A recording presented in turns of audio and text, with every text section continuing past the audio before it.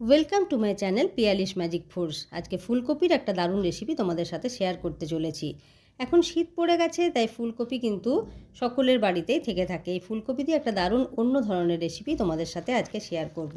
মালাই ফুলকপি খেতে খুবই অপূর্ব লাগে। যদি আমার রেসিপি ভালো লেগে থাকে তোমরাও বাড়িতে একবার বানাও এবং কেমন লাগলো কমেন্ট করে জানাতে কিন্তু ভুলবে না বন্ধুরা। যারা আমার চ্যানেল এখনও সাবস্ক্রাইব করোনি অবশ্যই সাবস্ক্রাইব করে দেবে।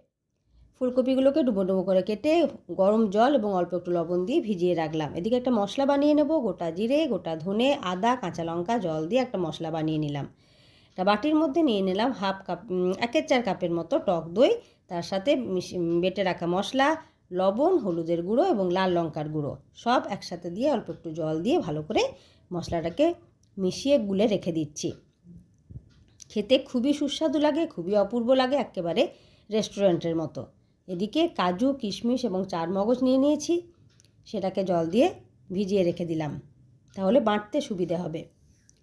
এরপর একটা ফ্রাইং প্যানের মধ্যে নিয়ে নিলাম বেশ কিছুটা সর্ষের তেল।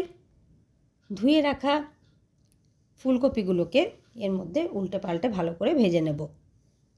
যারা আমার চ্যানেল এখনও সাবস্ক্রাইব করোনি তাদেরকে আমার চ্যানেলটি সাবস্ক্রাইব করার অনুরোধ রইল। যারা সাবস্ক্রাইব করেছো সেই পুরনো বন্ধুদেরকে অসংখ্য ধন্যবাদ জানাই।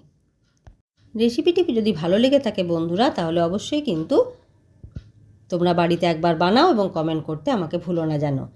ভিজিয়ে রাখা কাজু, কিশমিশ এবং চারমগজটাকে বেটে নিলাম জল দিয়ে।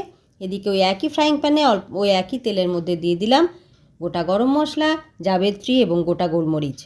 এরপর গুলে রাখা যে মশলাটা দইয়ের সাথে মিশিয়ে রেখেছিলাম সেটাকে এর মধ্যে ঢেলে দিলাম। অল্প একটু জল দিয়ে সমানে নাড়াতে থাকলাম, তা না হলে কিন্তু দইটা কেটে যেতে পারে। এর আগেও আমি তোমাদেরকে বলেছি দই দিয়ে রান্না করলে কিন্তু গরম তাওয়ার মধ্যে বা গরম ফ্রাইং প্যানের মধ্যে দই দেওয়ার পরে কম আছে সেটাকে সমানে নাড়াতে হবে যতক্ষণ না দইটা ফুটতে শুরু করবে। বেশ কিছুটা জল দিয়ে দিলাম গরম মশলা। যেহেতু নিরামিষ রান্না তাই এর মধ্যে কিন্তু ঘি, গরম মশলা এগুলো কিন্তু অবশ্যই যাবে। দিয়ে দিলাম ভেজে রাখা ফুলকপিগুলোকে। তোমরা যেরকম গ্রেভি রাখতে চাও সেই অনুযায়ী জল ব্যবহার করবে।